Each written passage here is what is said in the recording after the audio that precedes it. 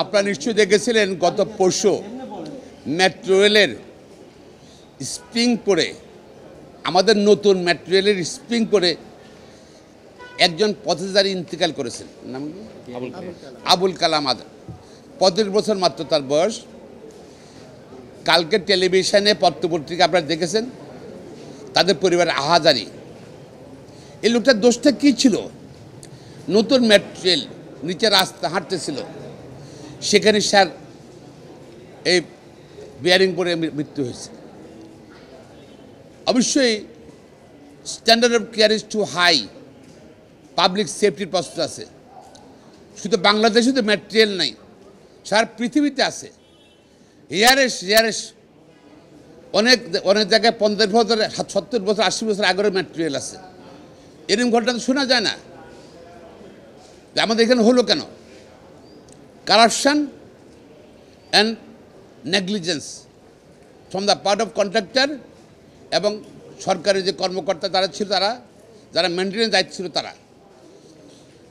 আর এই জন্য আমাদের সুপ্রিম কোর্টের দুজন বিজ্ঞ আইনজীবী দুটো রিট পিটিশন ফাইল করেছেন এবং সেখানে রুলে চেয়েছেন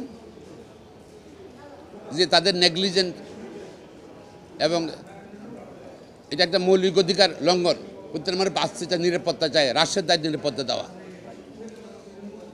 পাশাপাশি এই মেনটেন্যান্সটা কীভাবে হচ্ছে এই ব্যাপারে শোকজ রুল দিয়েছে। পাশাপাশি তার এবং একটা হাই পাওয়ার ইনকোয়ারি কমিটি করা।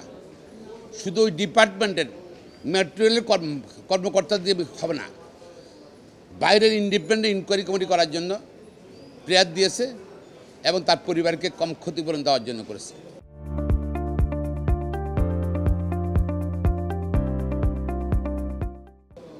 তো দুটো রিটই আজকে শুনানি হয়েছে।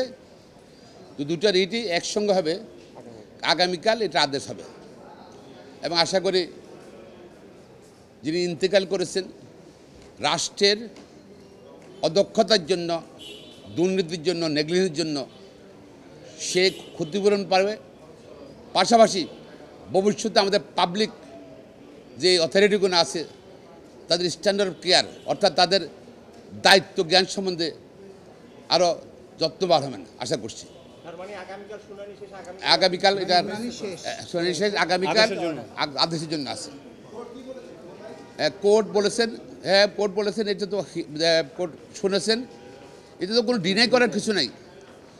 আপনারা যে সংবাদকর্মীরা পত্রপত্রিকা টেলিভিশন সব জায়গাতে আসছে, বিয়ারিং পড়ে গেছে ট্রেন চলাকালীন সময়, নতুন না, এটা ব্র্যান্ড নিউ মেট্রো রেল, পড়বে কেন?